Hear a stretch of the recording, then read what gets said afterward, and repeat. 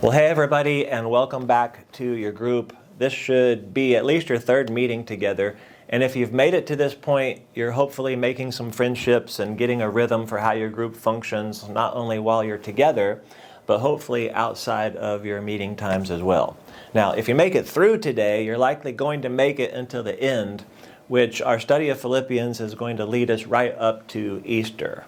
Now, as we begin today, two things. One, many of you have asked about the story I told this past Sunday of walking into a contentious counseling situation, texting Allison to come quick, bring your gun. The question most of you have asked is, well, what's the end of the story? Well, the end of the story is really quite long and detailed, but I can report this, that no shots were fired. Now, second, as we begin, just a reminder of our setting for this study. The little book of Philippians is actually a letter written by a follower of Jesus named Paul. He met some people in the city of Philippi, which is a Roman colony situated between Europe and Asia, shared the gospel with them, and a small church began. Now, some 10 years later, he finds himself in prison, or at least under house arrest, for preaching that gospel.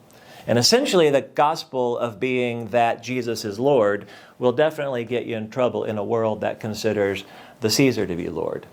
So he writes this letter to his friends to encourage them, to let them know just how thankful and grateful he is for them, to address one situation that needs attention, and that's unity.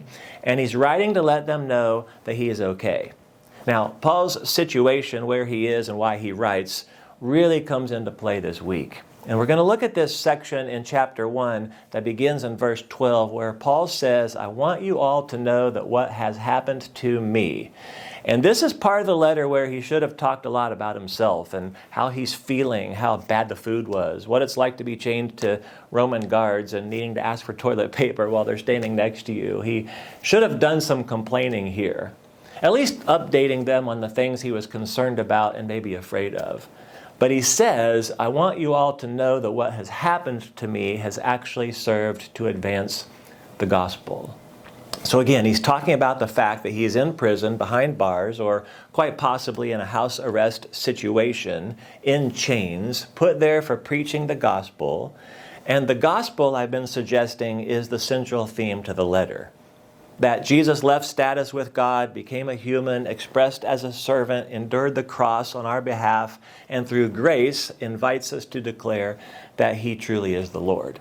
And more than anything, Paul wants his Philippian friends to know that that message cannot be stopped just because the messenger has been put in timeout. He even goes so far as to say that the message of the gospel can't be stopped when people share it with entirely mixed and selfish motives.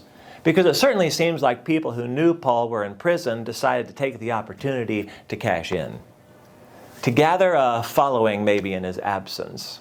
And yet what Paul highlights here for his friends is that none of that really matters to him. It doesn't really matter that he's in prison, doesn't really matter that there are people out there preaching for less than holy motivations.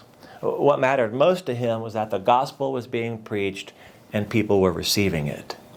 What's really happening while I'm in prison, he says, the gospel is advancing out there. And that's happening in here where I am too. I mean, think about it. These people have to listen to him all the time. They're a captive audience. Some of them are curious. Some of them are responding. And other people who are fellow believers are gaining more courage because of that.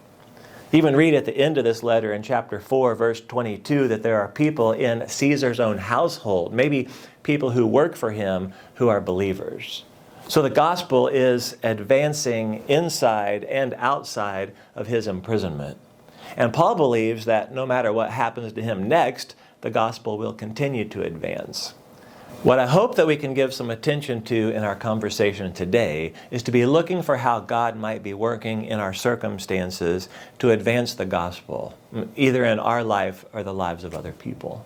Even when other people, sometimes fellow Christians, try to take advantage of our circumstances to promote their own goals, could we see with fresh eyes and hearts that what matters most is whether or not the gospel is advancing? So the question you likely have to ask and try to answer is, how can my story be used to share the gospel? Your story of what's happened to you, your story of what you're currently going through, your story about what you hope will happen in the future, your story even of how people have helped you or hurt you.